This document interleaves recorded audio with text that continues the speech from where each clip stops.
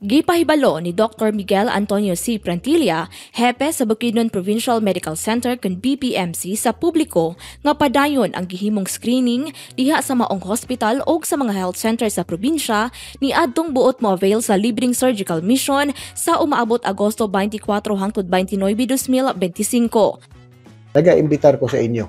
Kung kamo naamoy mga kaila diha, anak ba ninyo, ig-agaw, parinti, nga naay problema sa kining goiter, naay mga bata nila nga naay club foot, kanang ang unsa ang tiil, no?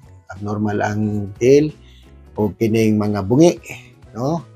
Dili lang bungi diri sa ngabil, bungi hasta dito sa ngalangala, no?